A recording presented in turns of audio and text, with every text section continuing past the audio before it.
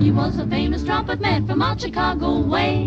He had a boogie style. Welcome back to Morning Scramble in Northern Arizona. I'm DJ Fone, sitting in for Sandy Moss. She is back on Monday. In the meantime, of course, this is Veterans Day, a very, very special day to honor those who served our country. Let's get to know Terrie Frankel. Terrie is a former USO performer who was also one of the TV Doublemint Twins, if you can believe that. That takes us back a little bit to some great memories. Terrie, welcome to Morning Scramble. Tell us about your experience as a USO performer entertaining the troops. Well, my twin sister and I played accordions, and there was an ad in the Sun-Times, Chicago Sun-Times, asking for an accordion player for a Vietnam tour.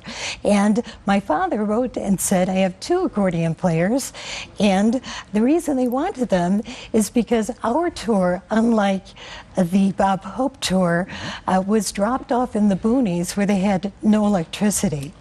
Now, some of those shows you did were, I believe, in areas that were away from the action and kind of remote. Is there a reason they were so remote? Well, yes, because those people never had entertainment. The big USO shows with Bob Hope, they would plan them for months, and they'd have the hundreds of people. But ours, they would actually wait on the tarmac in the middle of nowhere in these makeshift helicopter pads with their shirts off and waiting for us to arrive, and they were just so excited to see us. Now, you had a scholarship to the Chicago Music College of Roosevelt University. Yes. So what kind of career goals did you have when you entered that university? I was going to be a music teacher. I majored in choral education. And then Vietnam came along, and I went in a whole different direction.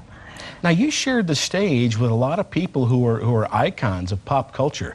Tell us about some of the people you got to perform with.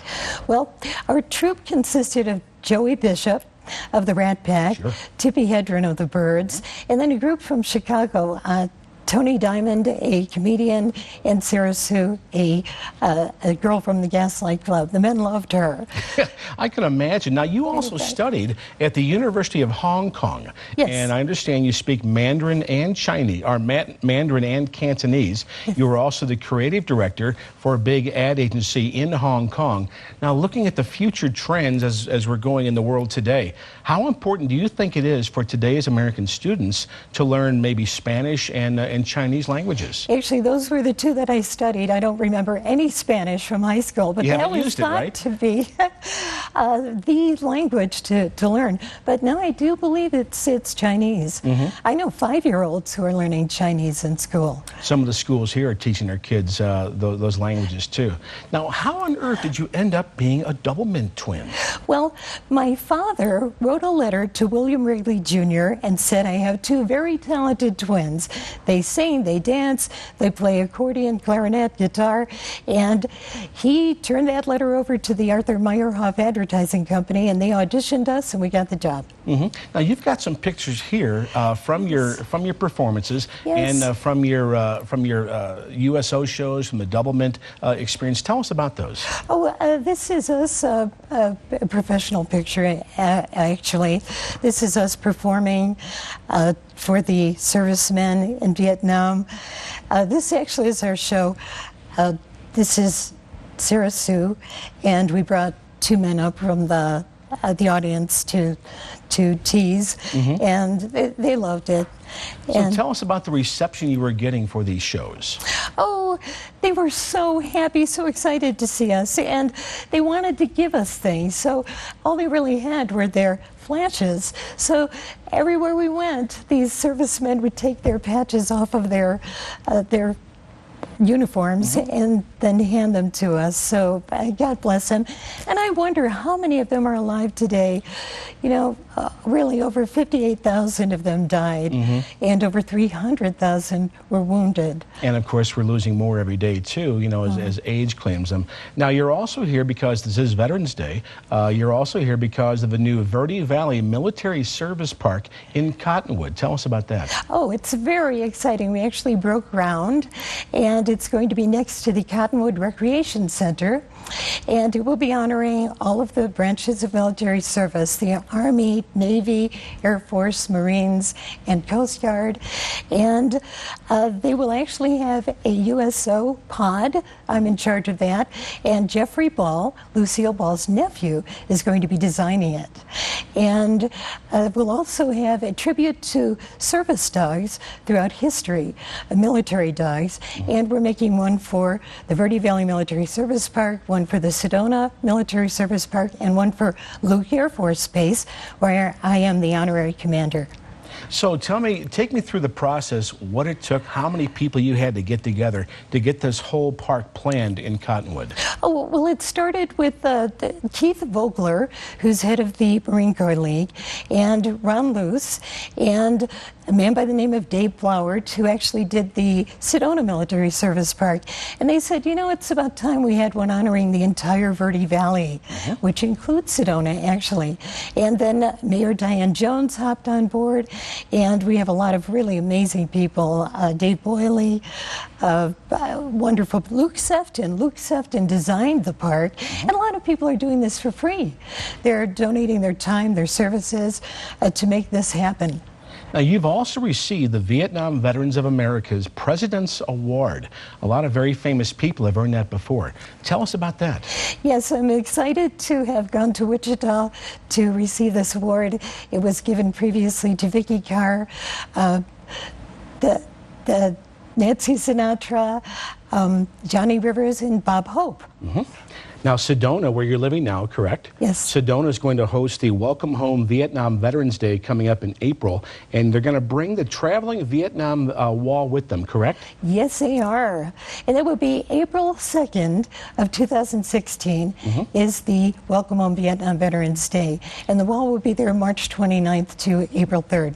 And you're also the Honorary Commander of the 944 Aeromedical Staging Squadron. What do they do? Well, they are a reserve medical squadron that cares for sick and wounded soldiers globally and moves them through the Aeromedical Staging Squadron to a higher echelon of care. They're actually doctors, nurses, and they're real heroes. They go out in the field and make people feel as comfortable as they can as they move them to Germany and other hospitals. Now, I have to ask you a very personal question. I want an honest answer. Sure. Do you still chew Doublemint gum? Oh, I do. They sell it at Sam's Club, and now while I'm here in Prescott, I'm going to pick some up. And you know, during a Seinfeld episode, of course you can see Seinfeld here on Channel 7 on AZTV. During a Seinfeld episode, Jerry's in a car with two twin girls. And he says, I have a sudden urge to chew Doublemint gum. And I'm sure a lot of younger viewers said, what does he mean by that? But that was an iconic brand back then, wasn't it? It was. And then there have been other twins over the years. Actually, the commercial is very old. It started during World War II. And Gene Autry used to advertise it on his show. The cowboy himself. Amazing. Yeah. Well, finally, you also did some work at the Comedy Store and the Improv. What an experience that had to be. Oh, it was wonderful. Actually, we were introduced by two unknown comedians, then David Letterman and Jay Leno. And we actually helped David Letterman get his first job writing for The Tonight Show through Joey Bishop, who we knew from Vietnam. And of course, Joey Bishop, one of the Rat Pack members, along with Dean Martin, Sammy Davis Jr., Frank Sinatra. What a great history of showbiz. Thank you for joining us today on Morning Scramble. And you have something for me? I would like to present, this is a challenge coin, and it's for the Verde Valley Military Service Park, and it honors all of the branches. You can actually buy these and actually get your name on the Verde Valley Military Service Park by going to the website of Verde Valley Military Service Park, and it takes a DD-214 and $75 you can get on there. This is $20, and I'm presenting it to you. Thank you very much. I'm very, very honored, especially on Veterans Day. Stay tuned. Coming up, we're going to talk War and Memories with author Gary Clemens, a Vietnam vet, right here on Morning Scramble on AZTV.